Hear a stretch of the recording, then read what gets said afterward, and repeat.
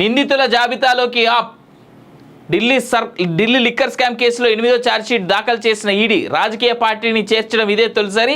ఆప్పై చర్యల కోసం త్వరలో ఈసీకి లేక ఢిల్లీలోని పార్టీ ఆస్తులు అటాచ్ చేసే ఛాన్స్. ఢిల్లీ లిక్కర్ స్కామ్ కేసులో సంచలన పరిణామం చోటు చేసుకుంది. ఆమ్ ఆద్మీ పార్టీలో నిందితుల జాబితాలు చేర్చుతూ ఈడీ 8వ ఛార్జ్షీట్ దాఖలు చేసింది. ఆ పార్టీ జాతీయ కన్వీనర్ ఢిల్లీ సీఎం అరవింద్ కేజ్రీవాల్ ఆ జాబితాలో ప్రస్తావించింది. ఇలా ఢిల్లీ ముఖ్యమంత్రి పేరును ఈడీ ప్రస్తావించడం ఇదే తొలిసారి.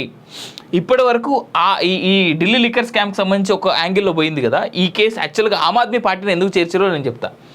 అరవింద్ కేజ్రీవాల్ దగ్గర ఒక్క క్యాబినెట్ పదవి కూడా లేదు. ఆయన ఒక సీఎం అనేటువంటి పోస్ట్ తప్ప వేరే ఏ మంత్రి మండలి ఆయన దగ్గర లేదు. ఇక్కడ ఇప్పటి వరకు అరెస్ట్ అయిన వాళ్ళందరూ కూడా మినిస్టర్స్, రెస్పెక్టెడ్ మినిస్టర్స్ వాళ్ళంతా. ఇదేంది లిక్కర్ స్కామ్కి సంబంధించి ఇది అర్థం చేసుకుంటే ఆమ్ ఆద్మీ పార్టీని ఎందుకు దాంట్లో చేర్చారో మీకు ఈజీగా అర్థమవుతుంది. లిక్కర్ స్కామ్లో ఈయనని అరెస్ట్ చేసింది కేవలం సీఎం పదవిలో ఉన్నందుకు మాత్రమే.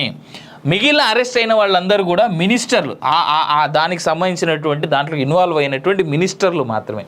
అయితే ఆమ్ ఆద్మీ పార్టీని ఇప్పుడు ఈడీ చేర్చడానికి ఉన్నటువంటి ఒకే ఒక ఆస్కారం ఏం జరిగిందయ్యా అంటే, ఆమ్ ఆద్మీ పార్టీకి సంబంధించినటువంటి వ్యక్తులు చాలా డైరెక్ట్గా పార్టీ అఫీషియల్ లెటర్లతోని వీళ్ళంతా ఈ స్కామ్ చేసిరు అనేటువంటి ఉద్దేశాన ఆమ్ ఆద్మీ పార్టీనే డైరెక్ట్గా ఒక పార్టీనే ఈడీ ఇవాళ అటాచ్ చేయడం చేసి ఈడీ డైరెక్ట్గా ఛార్జ్ షీట్లో మెన్షన్ చేసింది. అందుకు ఆమ్ ఆద్మీ పార్టీని డైరెక్ట్గా ఇన్వాల్వ్ చేశారు. ఇక్కడ ఇంకొక అంశం, అరెస్ట్ అయినటువంటి కేజ్రీ ఎవరైతే ఉన్నారో ఆయన దగ్గర మినిస్ట్రీలు, ఇప్పుడు మనం చాలా సందర్భాల్లో చూస్తుంటాం. కేసీఆర్ దగ్గర కూడా 2-3 మినిస్ట్రీలు ఉండే. ఇప్పుడు మొన్నటిదాకా జగన్ దగ్గర కూడా 2-3 మినిస్ట్రీలు ఉండే.